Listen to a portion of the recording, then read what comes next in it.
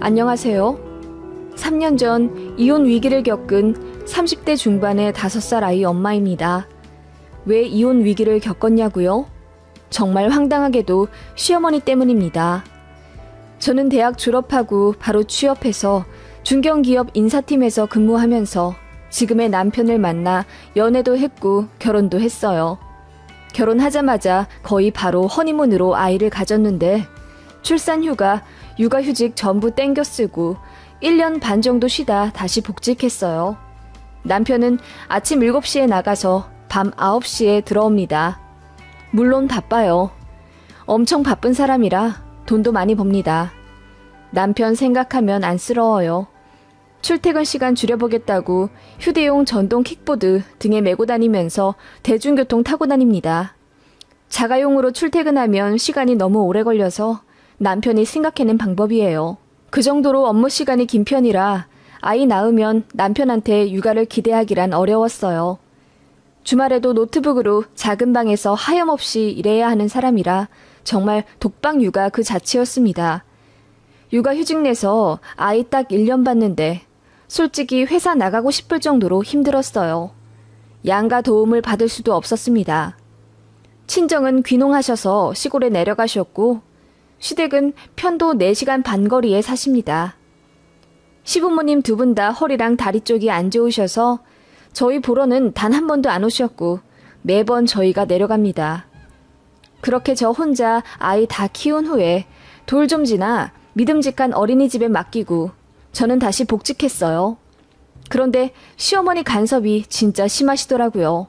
원래 잔소리가 좀 심하신 편이라 저희 어디에 돈 쓰고 뭐 사 먹는지 저희 둘 월급에도 관심이 많아서 한 달에 얼마나 버는지 그리고 또 얼마나 쓰는지 엄청 궁금해 하십니다. 보너스 나오는 것도 기가 막히게 아셔서는 세아가 이번 달은 우리 아들 성과급 나오는 날이지? 저번 야근 추가 수당은 32,000원 정도 덜 들어왔다더니 이번 달에는 보태서 들어왔어? 라고 하실 정도예요. 워낙에 좀 돈돈 거리시기는 해요. 저희 결혼할 때도 수드메 계약 비용이 너무 비싸다며 직접 웨딩홀에 전화를 걸어 DC 요구하신 적도 있는데 웨딩홀 측에서 두 손 두 발 다 들고 결국 5% 정도 깎아줬거든요. 그런데 그 돈 시어머님이 꿀꺽 하셨더라고요. 나중에 알았습니다. 저희를 위해서 깎아달라 조르는 거라더니 차액을 어머님이 먹으실 줄은 꿈에도 몰랐어요. 그리고 남편 앞으로 들어온 축의금을 100% 가져가려 하셔서 시 끝나고 남편이랑 시댁이랑 작게 다툼도 있었고요. 보통 부모님 지인이나 친지분들로부터 들어온 축의금만 가져가시는 경우가 많잖아요. 저희 시어머님은 남편 직장 사람들이랑 친구들한테 받은 축의금까지 다 가져가려 하셨더라고요. 정말 황당했죠. 그렇다고 돈이 없는 집안도 아니에요.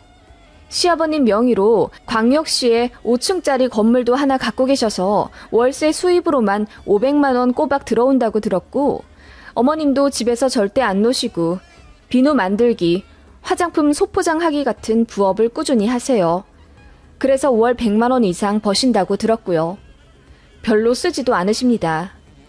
재래시장에서 장 봐온 걸로 알뜰하게 음식 해드시고 가끔은 시청이나 주민센터 같은 데서 하는 구내식당에서 한 끼에 3,000원 정도 내고 식사하고 그러세요.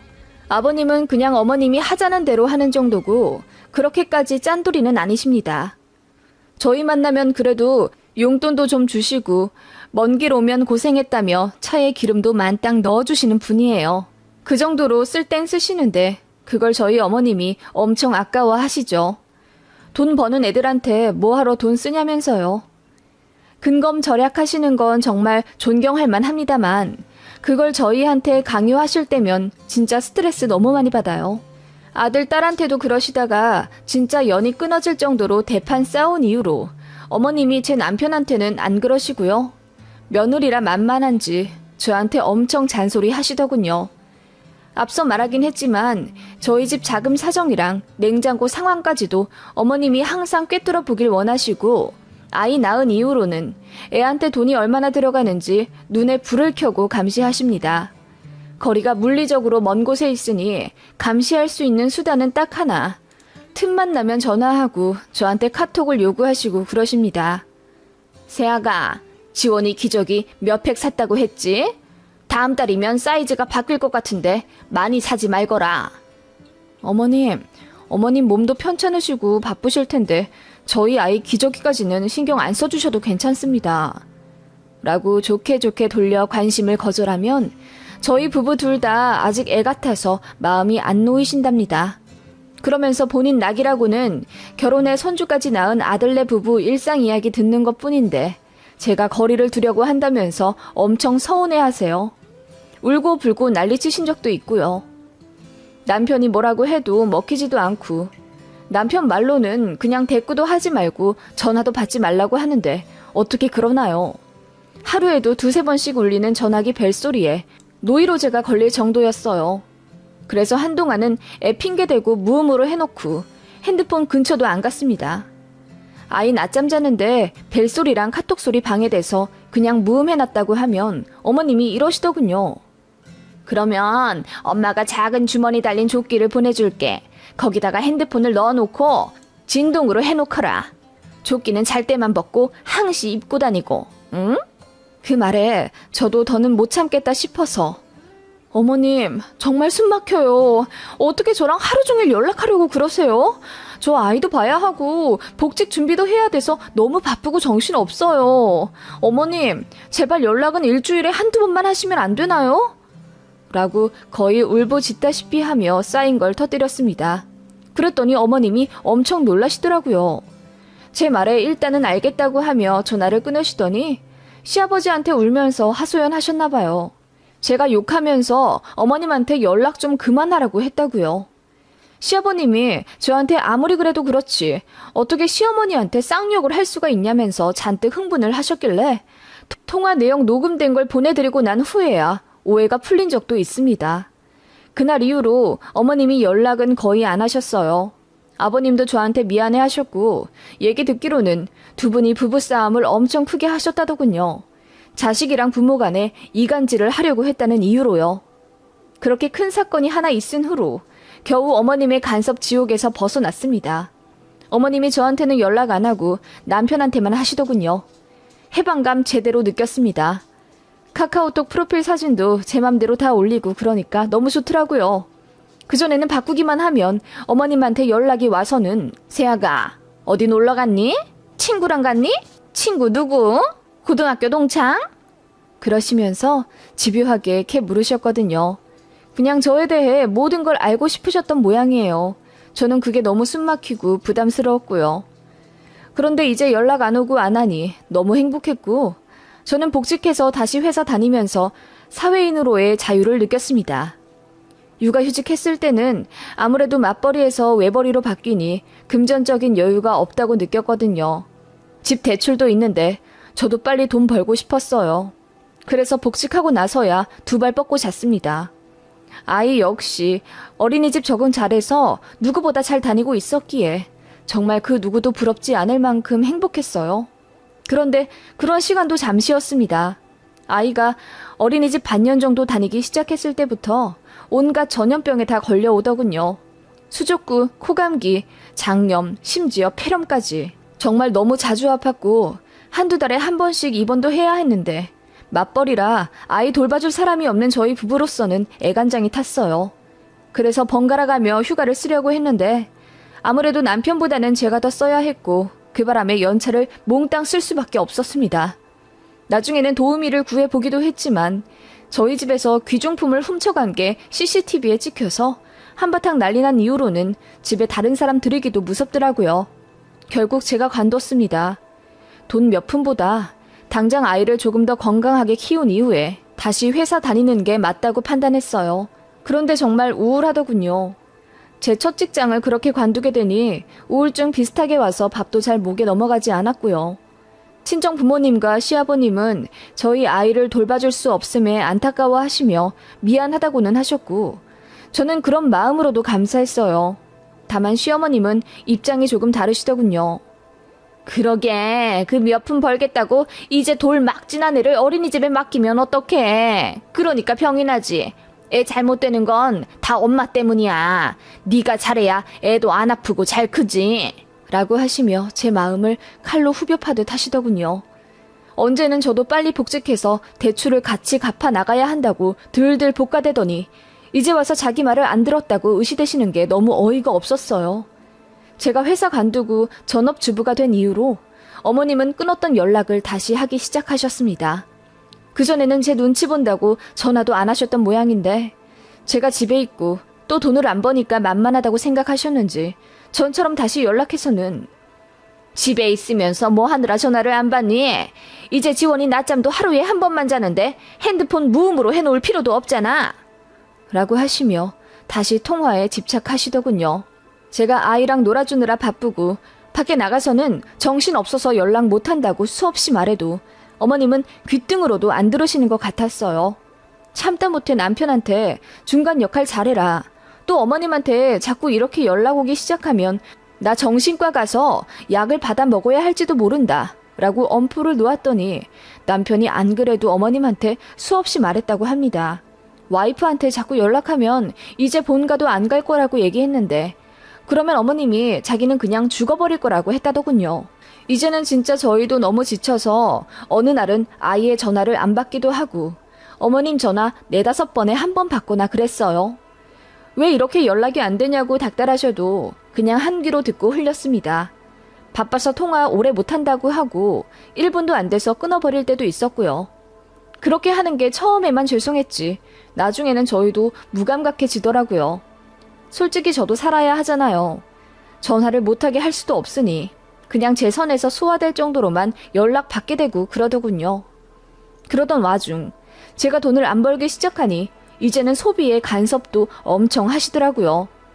어머님은 하루에 한 번은 꼭 영상통화를 하길 원하시는데 마지막 전화 끊기 전에는 꼭 저보고 집을 한 바퀴 보여달라 그러십니다. 그래서 그냥 대충 휘휘 둘러 보여드리고 끊는데 어느 날 그러시더군요. 아니, 저 주방에 못 보던 저 네모난 건 뭐냐? 식기세척기예요. 아이 크니까 설거지가 많아져서 이번에 드렸어요. 뭐라고? 전업주부가 무슨 식기세척기를 써?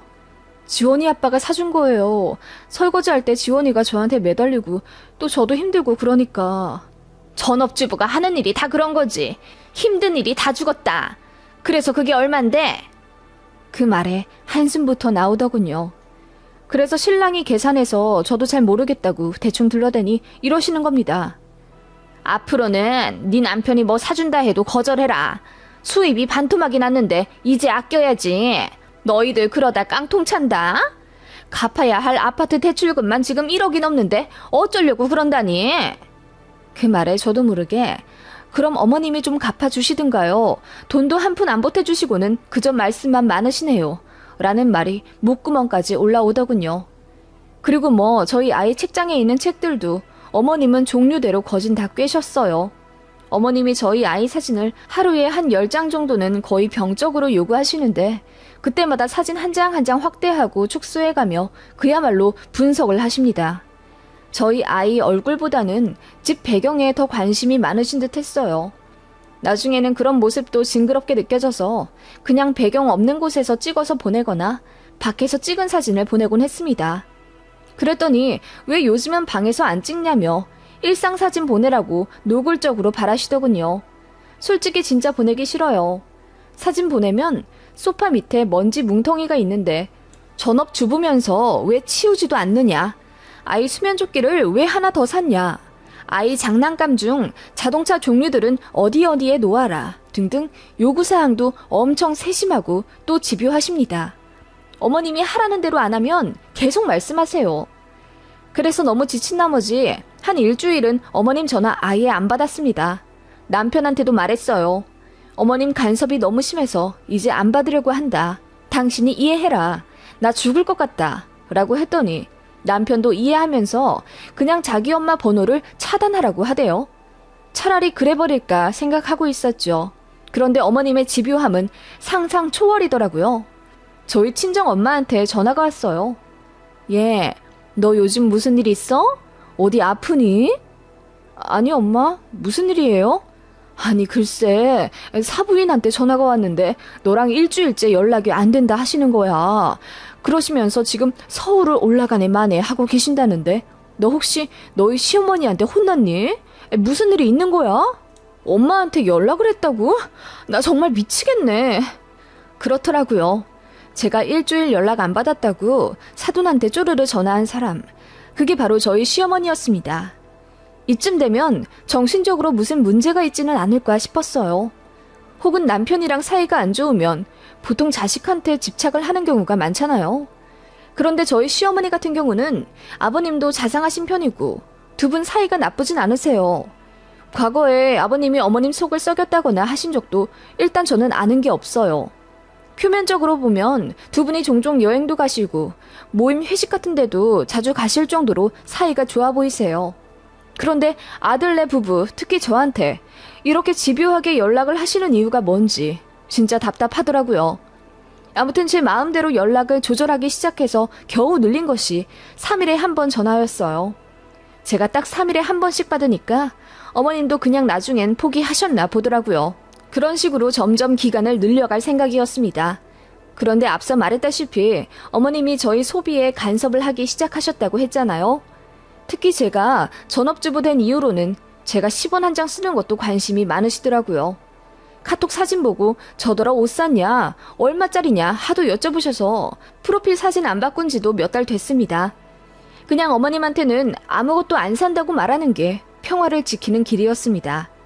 두루마리 휴지 하나를 사도 어머님은 그거 왜 그렇게 비싼 걸 샀어? 그냥 향기 없고 색깔 누리끼리한 걸로 사. 어차피 뒤닦는데 부드러운 게 무슨 소용이니? 하면서 잔소리를 하셨고 나중에는 심지어 아니 너는 전업이고 집에만 있으니까 그렇게 좋은 휴지를 쓸 필요가 없지. 나도 집에 있을 때는 썼던 휴지 말려서 또 쓰고 그래. 라며 저한테 도가 지나치는 절약을 강요하기 시작하셨습니다. 진짜 미치겠더라고요. 그래서 인터넷에 고민글도 많이 올리곤 했는데 어떤 분이 댓글로 좋은 방법을 알려주셨습니다. 그런 시어머니한테는 매일 돈 없다고 앓는 소리 내고 맨날 뭐 사달라고 졸라야 한다더군요. 그러면 연락이 안 올 거라면서. 진짜 그렇게까지 해야 하나 싶었는데 참다 못해 저도 저질러 버렸습니다. 어머님, 저희 가습기가 망가져서 사야 하는데 어쩌죠? 저희 어머님 말씀대로 돈 아껴야 되는데 어머님이 가습기 한 대만 사주실래요? 라고 뻔뻔스럽게 나왔더니 어머님이 되게 당황하시더군요. 저 사실 좀 점잖은 편이라서 그런 얘기 절대 안 해봤어요. 그랬더니 어머님이 그러냐? 가습기가 망가졌어? 하며 당황하시길래 제가 아이 기관지 약해서 빨리 가습기 사야 하는데 어머님이 또 쓸데없는 거 샀다고 하실까봐 무서워서 못 사겠어요. 어머님이 좋은 걸로 한 대 골라서 사주세요. 그랬더니 어머님이 말을 더듬으시면서 알겠다고 하시더군요. 그 이후로 3일이나 연락이 안 왔습니다. 이렇게 좋은 방법이 있다니 하면서 감격한 것도 잠시 저희 집으로 택배 하나가 오더군요. 가습기였습니다. 어머님이 진짜로 가습기를 보내주신 거예요. 그러면서 내가 하이마트 가서 고르고 골라서 한 대 사서 보낸 거다. 가열식이라 지원이 기간제에 좋을 거다. 세척 매일매일 하고 내가 저녁마다 영상통화 걸어서 확인할 거다. 라고 하시더군요. 그렇게 어머님은 가습기 한 대 사주시고는 더욱더 당당하게 영상통화를 거셨습니다. 본인 덕분에 가계 부담이 덜하지 않았냐면서 다다음 주쯤 시댁을 방문하라는 요구사항과 함께요.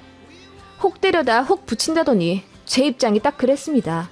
그러다가 이제 정말 어머님이랑 완전히 연락을 안 하게 된 사건이 하나 있어요. 어머님은 그렇게 가습기 한 대 사주고 나니 어깨가 피셨는지 이번에는 저희 하는 거 봐서 냉장고도 바꿔주겠다고 하시더군요. 정말이지 노땡큐였습니다. 바꿀 생각도 없을 뿐더러 어머님한테 받기는 더더욱 싫었죠. 그런데 어머님은 냉장고 바꿔주려면 제가 얼마나 냉장고 관리를 잘하는지부터 알아야 되겠다며 저더러 매일 식재료 사진을 보내달라 하셨어요. 당연히 거절했습니다. 누가 시어머니한테 매일 냉장고 안 사진을 찍어 보내나요? 친정 엄마한테도 안 그래요. 그런데 어머님은 정말 매일같이 요구를 하셨고 나중에는 하다못해 너 살림 잘 못하는 거 들통날까봐 그러지? 냉장고 좀 보여달라는 게 그렇게 어려운 부탁이냐? 내가 조만간 불시에 서울 한번 가서 확인해야 되겠니? 라고 하시더군요.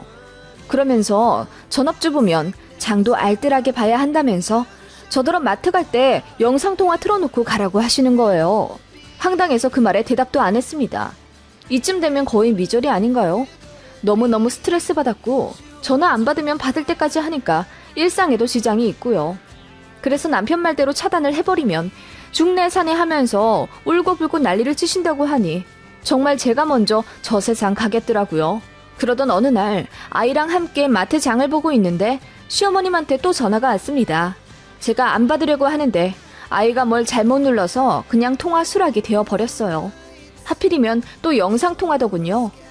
어머님이 잘됐다 하시면서 장 보는 내내 영상통화를 하자고 하시더군요. 아이도 너무 재밌어 하길래 그냥 포기하고 장 보고 있는데 어머님이 핸드폰 너머로 계속 얘, 두부를 그걸로 사면 어떡하니? 반 쪼개져 있는 걸로 사. 세아가 햄을 왜 사니? 66 코너 가서 돼지고기 세일하는 걸로 사다 먹거라. 커피를 왜 사? 집에 믹스커피 없어? 돈이 남아 도나 보네? 라고 계속 간섭을 하시더군요. 옆에 사람들이 힐끔대며 저를 쳐다보고 어떤 중년 여성분은 혀를 끌끌 차며 저더러 시집살이 호되게 당하는 것처럼 보인다고 하시더군요. 나중에는 얼굴이 화끈거려서 아이가 울던 말든 그냥 끊어버렸습니다. 그랬더니 어머님이 카톡으로 난리가 났어요. 어떻게 그냥 끊어버리냐면서 저더러 예의가 없다는 둥, 살림 못하는 거 티날까봐 그러는 거라는 둥 선 넘는 발언을 막 하시더군요. 그날 그냥 씹어버리고 잤더니 다음날 또 카톡이 와 있었어요. 이제부터는 장 볼 때마다 영수증을 찍어 보내라더군요. 제 씀씀이가 영 마음에 안 놓이신데요. 맨날 쓸데없는 것만 사고 그러니까 마음에 안 든다면서 앞으로는 식재료도 빠짐없이 사진 찍어 보내고 얼마 썼는지 영수증도 보내라 하시더군요. 이제 외벌이니까 돈 관리 철저하게 해야 한다면서요. 전업주부가 돈을 현명하게 써야 집안이 잘 돌아간다면서 맞벌이 안 할 거면 돈을 아껴 쓰는 게 돈 버는 거라고 하시더군요. 그 말에 정말 꼭지가 돌았다고밖에 표현이 안 되더라고요. 정말 이대로는 못 살겠다 싶어서 남편한테 전화 걸어 소리를 빽 질렀습니다. 나 당신하고 못 살겠어. 어머님이 이제는 나더러 장 볼 때마다 영수증을 찍어 보내시라네? 세상에 스마트폰으로 시집살이 당하는 며느리는 내가 유일할 거야. 당신은 차단하라는 말밖에 할 줄 모르고 중간 역할도 못하잖아. 당신 어머니 때문에 내가 말라 죽어가는지도 모르지. 나 이혼할래. 라고 하고 그대로 컴퓨터로 협의이혼 서류를 뽑아서 미친 듯이 작성해 나갔습니다. 그리고는 사진을 찍어 어머님한테 보내드렸죠. 어머님 간섭이 지긋지긋해서 이제 다 그만둘 거라고 영수증 대신 이혼 서류 찍어 보낸다고요. 그랬더니 핸드폰이 불난 듯 미친 듯이 전화가 오더라고요. 너 이게 뭐냐? 협의 이혼 서류? 너 지금 우리 아들이랑 이혼하겠다는 거야? 네, 어머님 때문에 더는 이 결혼 생활 못하겠습니다. 뭐라고? 너 내가 어른으로서 한마디 하는 게 그렇게 곶감니?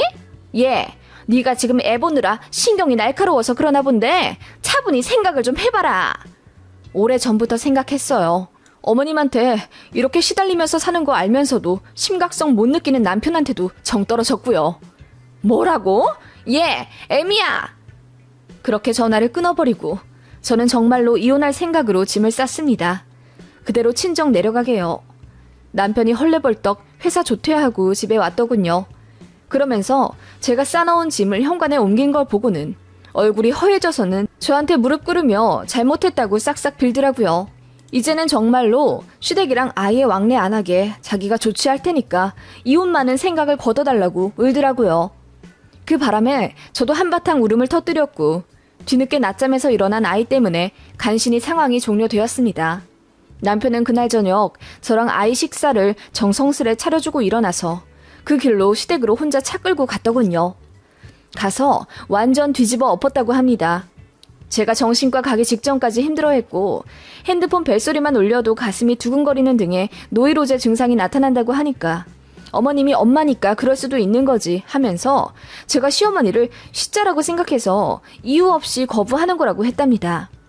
남편이 강하게 반발했고 아들 이혼당하는 거 보고 싶지 않으면 앞으로 다시는 며느리한테 연락하지 말라고 했답니다. 며느리가 시댁 올 일도 없을 거라고 했고요.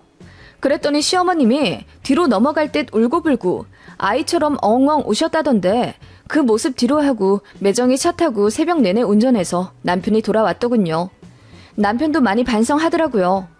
사실 자기 엄마가 심하다고는 생각했었는데 연락하지 말라고 하면 저렇게 난리가 나니까 자기도 내심 괴로웠답니다. 제가 힘든 거 알면서도 그래도 받아주고 그러면 집안에 평화가 오니 은연중에 방관하고 있었던 것 같다며 제가 괴로워하는 모습에도 내성이 생겼는지 무감각해져 갔다고 하더군요. 그러다가 이번에 이혼 서류 사진 보고 정신이 확 들었다고. 남편은 그 이후로 저한테 신상 핸드폰 사준다는 핑계로 전화번호까지 바꾸길 권유했고요. 명절에도 시댁 안 가도 된다고 했습니다. 본인은 어쨌든 자식이니 1년에 한두 번은 얼굴 봐야 한다며 자기가 아이만 데리고 본가 가겠다고 하더군요. 그리고 남편은 명절 때마다 아이 데리고 시댁 가면서 저한테 100만 원씩 든 봉투를 주고 호텔에 가서 쉬다 오든지 쇼핑을 하든지 하라고 합니다. 그게 벌써 3년 전입니다. 3년 동안 저는 시댁도 안 가고 통화도 안 하고 살고 있고요. 그리고 얼마 전에 어머님 속마음을 알게 되었습니다. 남편이 그러더군요. 어머님 본인부터가 워낙에 근검절약하는 게 몸에 배어 있어서 자신도 모르게 며느리인 저에게 똑같은 모습을 기대하게 됐던 것 같다고 하더군요. 그리고 어쨌든 당신들 돌아가시면 저희가 재산을 받게 될 텐데 제가 돈 관리 잘하길 바라셨답니다. 그런데 도가 지나쳤다고는 생각을 못 하셨대요. 왜냐하면 어머님도 시할머니랑 아예 한 집에서 시집살이를 당하셨는데 저는 통화 몇 번 하는 걸로 스트레스를 받을 거라고 상상도 못 하셨답니다. 복에 겨운 소리 한다고 생각하셨나 봐요. 뭐 그렇게 생각을 하실 수도 있겠죠. 그런데 그게 합리화되는 건 절대 아니에요. 어쨌든 저는 몇 년 동안 너무 큰 스트레스를 받으며 살아왔고 다 커서 가정 꾸린 성인인데 저를 간섭하실 자격도 어머님은 없으시니까요. 뭐 어머님 속마음은 그렇게 들었습니다만 이해하고 싶은 생각은 없습니다. 어쨌든 저는 시어머니로부터 해방된 지금이 너무너무 좋고 행복합니다. 남편이 제 편 안 들어줬더라면 어쩌면 정말 이혼했을지도 모르겠네요.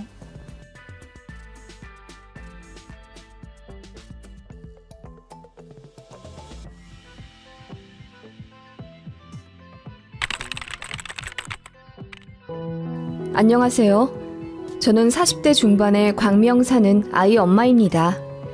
이야기를 어디서부터 풀어야 할지 모르겠네요. 아마도 제 어린 시절 얘기부터 해야겠군요. 저희 아버지는 참 잘생기셨습니다. 흔히 잘생기면 얼굴값 한다고 하잖아요. 저희 아버지가 딱 그랬어요. 저희 엄마랑 결혼하고 나서도 이 여자 저 여자 만나고 싶으면 다 만나고 다녔고 저희 남매가 태어나고 나서도 바람기는 여전하셨다더군요. 그러다 아버지 회사 막내였던 어떤 어린 여자와 바람이 났는데 그 전과는 달리 꽤 깊은 사이였는지 2년을 붙어 다니며 저희 엄마 속을 썩였다고 하더군요. 요즘에야 남자 바람나면 바로 양육비 받아 이혼하면 그만이라지만 그때는 어디 이혼이 쉬운가요? 이렇다 할 직업도 없는 엄마는 죽으면 죽었지 이혼을 생각하진 못하셨던 것 같아요. 그래서 아버지께 매달려도 보고 화도 내보고 심지어 엄마가 저희 두고 집도 일주일간 나갔다 왔지만 효과는 없었다고 해요. 집 나갔다 돌아왔을 땐 그 집 꼴로 밥도 제대로 못 먹으며 울고 있는 자식들 모습에 되려 엄마 가슴에 더 큰 상처와 죄책감만 남을 뿐이셨고요. 그러다 아버지가 제 나이 10살쯤 내연녀랑 아이의 살림을 차려서 살겠다고 집을 나가셨고 엄마는 상심할 틈도 없이 저희 남매를 위해서 시장이랑 공장 다니며 정신없이 일하실 수밖에 없었습니다. 사실 아빠가 집을 나가기 전에도 생활비를 주지 않으셔서 엄마는 부업으로 시장 나가서 상인들 돕고 하루 품삯 받고 그러시긴 했어요. 엄마는 저녁 8시쯤 귀가하셨고 집에 오시자마자 술을 드셨어요. 정말 단 하루도 빠짐없이요.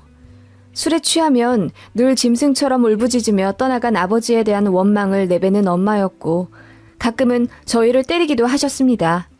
저는 그래서 엄마가 일 마치고 집에 돌아오는 그 어둑어둑한 시간이 제일 무서웠어요. 저는 의지할 사람이 오빠밖에 없었습니다. 오빠도 참 어린 나이였지만 그 와중에 어린 저를 보호하려고 엄마 대신 맡기도 했고 저한테 밥도 챙겨준 보호자였어요. 제 어린 시절은 이렇게 우울했습니다. 그래도 오빠가 있어 버틸만 했던 삶이었죠. 그러던 어느 날 엄마가 퇴근길 버스 안에서 갑자기 돌아가셨어요. 심장마비셨습니다. 나중에 듣기로는 어머니께 기저질환이 있었는데 오랜 우울증과 알코올 중독으로 몸이 점점 더 망가지셨던 것 같아요. 그때가 저 고2 때였습니다. 처음으로 하늘이 무너지는 슬픔이 무엇인지 가슴 절절히 느끼게 되었고 장례식장에도 오지 않는 아버지를 죽이고 싶을 만큼 원망했어요. 저희 엄마도 부모님을 일찍 잃은 고아셨기 때문에 장례식장은 저랑 오빠 그리고 아빠 쪽 먼 친척분들 몇 분이 다였을 만큼 쓸쓸했던 기억이 나네요. 대학생이었던 오빠는 엄마 돌아가시자마자 저 책임지겠다고 학교도 휴학하고 알바하면서 저 먹여 살려줬어요. 그리고 동생 부양해야 한다는 이유로 군대도 공익으로 빠졌습니다. 그런 오빠한테 너무 고맙고 미안해서 저도 방황하지 않고 공부 열심히 해서 명문대 들어갔고요. 엄마가 돌아가셨다는 슬픔에 마냥 빠져있지 않도록 오빠가 정말 많이 노력했어요. 오빠도 이제 갓 20살 된 어린애였을 텐데 동생을 위해서라면 체면 구겨지는 것도 아랑곳 않고 친구들한테 돈까지 빌려가며 제 겨울 잠바도 사주고 주말엔 롯데월드도 가고 그랬습니다. 그만큼 오빠는 제 생각을 많이 해준 유일한 보호자였어요. 저랑 오빠는 대학을 같이 졸업하고 취업도 거의 비슷하게 동시에 했습니다. 그렇게 둘이 서울에 집 얻어서 같이 살았고 나중에 오빠한테 너무 착한 여자친구가 생겨서 오빠 인생에도 드디어 빛이 들어온 듯 행복해 보였는데 정말 하늘이 원망스러울 만큼 비극적인 일이 또 생겨버렸습니다. 오빠가 여자친구랑 데이트하던 중에 서울 한복판에서 교통사고를 당했어요. 오빠는 즉사했습니다. 그때가 오빠 나이 28, 저는 25살이었어요. 사실 오빠 잃고 한 1, 2년간은 제가 뭐하고 살았는지 기억이 잘 안 납니다. 오빠 장례식장에서도 두어 번 실신했고 조문객들을 제대로 맞아들이지도 못했습니다. 그 정도로 충격이었고 고통이었어요. 엄마 잃었을 때보다 더 타격감이 컸던 것 같네요. 고생만 하던 오빠가 이제야 행복해지려던 찰나 그렇게 운명을 달리한 것이 인간적으로 딱하기도 했고요. 오빠 장례식장에도 아빠는 오지 않았습니다. 엄마와 이혼을 한 게 아니라서 아직 호적에 그대로 아버지가 있었지만 연락처를 몰랐어요. 그래서 알릴 방법이 없기도 했죠. 그렇게 제 삶은 비극의 연속인가 보다 하고 정말 낙없이 살았습니다. 회사도 다니기 싫었는데 오빠가 저 직장 합격 소식 들었을 때 한 말 때문에 꿋꿋이 다녔어요. 은지야, 대기업 입사하게 된 거 축하한다. 그동안 너나 나나 고생 많이 했으니 이제부터라도 남부럽지 않게 살자. 끝까지 버티고 우리 꼭 행복하게 살자.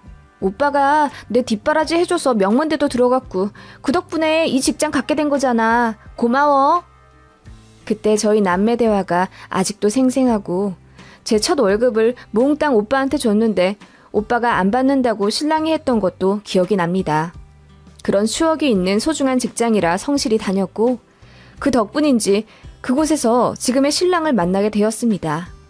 지금의 신랑에게 저는 사귄 첫날 제 기구한 가정사를 펑펑 울며 밝혔고 신랑은 저보고 너무 고생했다며 앞으로는 웃을 일만 있도록 자신이 노력하겠다고 했어요. 그 말은 정말이었습니다. 제 아버지가 일평생 바람만 피웠기 때문에 제가 남자에게 신뢰가 없는 걸 알고 남편은 더 노력해줬어요. 어딜 가든지 행선지를 저한테 투명하게 공개했고 불필요한 만남 자체를 안 가졌습니다. 단 한 번도 여자 문제로 제 속 썩인 적 없고 여가 시간은 항상 저랑 보냈어요. 그런 모습에 저는 믿음이 생겼고 행복한 가정에 대한 꿈을 슬쩍 꾸게 되었습니다. 그 전에는 비혼주의였거든요.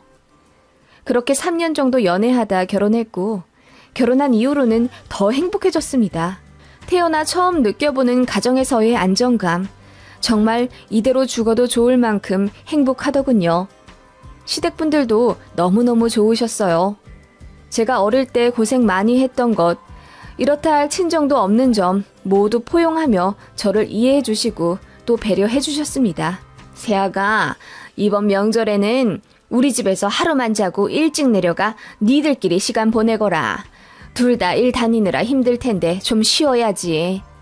어머님, 저 명절 내내 어머님이랑 있으려고 지금 빤스 5개나 가져왔는데요? 저도 어느새 어머님께 정이 많이 붙어서 애교스럽게 행동했고, 그런 제 모습에 어머님도 저를 많이 아껴주셨어요. 아마도 저는 부모님에 대한 정이 많이 그리웠던 모양입니다. 집에 거의 없는 아버지, 항상 화만 내던 어머니, 그런 부모님 밑에서 자란 저는 늘 목말랐어요. 그래서 시부모님께 더 잘했고, 그런 제 모습에 고마워하면서도 안쓰러워 하시던 시부모님이었습니다. 누구보다 행복한 결혼 생활과 시댁 라이프를 즐기며 저는 아이도 하나 낳았어요. 일과 육아 병행하느라 너무 고된 워킹맘 생활이었지만 집에 돌아가면 따뜻하고 깨끗한 넓은 집, 저만 아는 가정적인 남편, 순하고 착한 아이가 있으니 정말이지 100억 가진 부자도 부럽지가 않더라고요. 그렇게 아이가 초등학교 고학년이 되었을 때 제 삶이 완전히 흔들리는 한 통의 연락을 받고 말았습니다. 모르는 번호로 전화가 오길래 직장 관련자인 줄 알고 받았는데 상상도 못한 목소리가 들리더군요. 은지야, 잘 지냈니? 누구세요? 나다, 네 아버지. 저는 듣자마자 보이스피싱을 의심하며 피식 웃었습니다. 연락이 끊어진 지 30년이 다 되어가는데 아버지가 내 번호를 무슨 수로 알아내며 또 안다고 한들 무슨 염치로 연락을 하나요? 그래서 듣자마자 끊으려고 하니 거기서 다급하게 절 잡더라고요. 은지야, 이제 연락해서 정말 미안하다. 제발 한 번만 날 만나줄 순 없겠니? 라며 울부짖는 소리가 들렸고 그제야 저는 그 전화의 주인공이 아버지임을 알게 되었습니다. 종종 상상했어요. 아버지를 우연이라도 만나게 되면 나는 어떻게 해야 할까? 저는 그 얼굴에 침을 뱉고 욕을 하며 내 속 안의 깊은 원망을 모조리 털어내 버리라 다짐했었어요. 당신 때문에 우리 가족이 얼마나 고통받았었는지 그 인간을 밧줄로 꽁꽁 묶어 붙잡아두고 귀에 고래고래 소리치며 알려주고도 싶었습니다. 그런데 막상 아버지 목소리를 들으니 머릿속이 새하얘지더라고요. 제 번호를 어떻게 알았냐고 물으니 사람을 20만 원 정도에 사서 알아봤다고 하더군요. 흥신소 말하는 듯 했어요. 저를 이제 와서 왜 만나려고 하냐고 날카롭게 물었습니다. 그랬더니 지난날에 대한 사과를 꼭 좀 하고 싶다고 하더군요. 오빠 죽은 것도 뒤늦게 알았다면서 염치 없지만 오빠 있는 곳을 알려주면 꽃이라도 두고 오고 싶다면서 펑펑 우는 소리에 저도 모르게 눈물이 나더군요. 그날은 그냥 헛소리 하지 말라고 소리 질러버리고 끊어버렸습니다. 다시는 전화하지 말라는 말과 함께요. 전화 끊고 나서 뒤늦게 몸이 미친 듯이 떨리며 오한이 오더라고요. 그것은 분노였습니다. 집에 와서 남편에게 엉엉 울며 고백하고 정말 남편 만난 이후로 한 번도 울지 않았는데 10몇 년 만에 대성통곡했어요. 남편은 어떤 선택을 해도 제 맘대로 하는 게 맞는 거라면서 연락하기 싫으면 차단해버리라고 했습니다. 저도 그게 맞다고 생각했는데 마지막 아버지의 목소리가 너무 가슴에 남더라고요. 마지막 사과를 하고 싶다는 말에 이상한 궁금증이 생기기도 했고요. 그렇게 아버지 전화를 막무가내로 끊은 지 딱 일주일 되던 날 제가 먼저 전화를 걸었습니다. 그 잘난 사과 대체 어떻게 할지 궁금하기도 했고 어머니와 오빠 대표에서 제가 대신 지난날에 대한 사과를 받고 싶은 마음도 있었어요.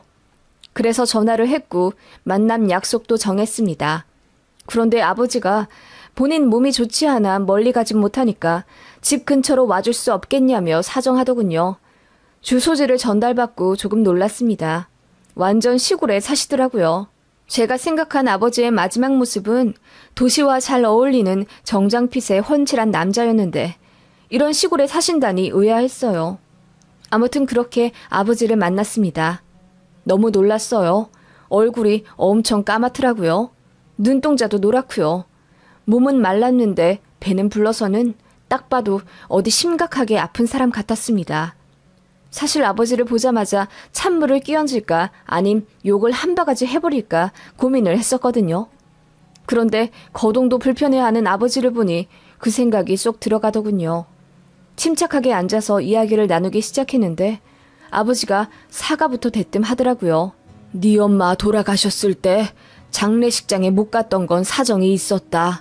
내가 교통사고를 당해서 그때 병원에 누워 있었거든. 다리를 절단할 뻔했어. 그래서 못 갔고 그 이후엔 니들 걱정이 되긴 했는데 내가 무슨 낯으로 니들 보니. 그러다 어느 날 용기 내서 니 오빠한테 전화를 걸었는데 니 오빠가 쌍욕을 하면서 전화를 끊더라. 다시는 연락하지 말라고 하면서. 그래서 못했어. 그런데 난 단 한순간도 니들 잊어본 적이 없다. 그렇게 절절하게 울면서 제 손을 잡는 아버지였고 어떻게든 오해를 풀어보고자 애써가며 해명을 하는데 말을 하면서도 숨이 차는지 한 문장을 편하게 말 못하시더라고요. 그런 모습에 연민과 분노가 동시에 몰려와 저도 제 감정이 컨트롤 안 되더군요. 저는 1시간 동안 울부짖으며 그동안 엄마가 얼마나 고생했는지 그리고 그런 엄마 때문에 오빠랑 내가 얼마나 큰 상처를 받고 컸는지 말했습니다. 그리고 오늘 이 자리에 나온 것은 아빠를 용서하기 위함이 아니라 한 번쯤 사과받고 싶었다고 했어요. 그렇게 제 이야기를 끝내고 일어나려는데 고개를 숙인 채 울고 있는 아버지 모습에 저도 모르게 다시 주저앉게 되더라고요. 그래서 몸은 왜 그러냐고, 왜 마지막 사과라고 말했는지 물어보니 아버지가 그러더군요. 사실 나한테 시간이 얼마 없어. 병원 갈 시간도 돈도 없어서 그냥 버티고 있었는데 얼마 전에 겨우 검사를 해보니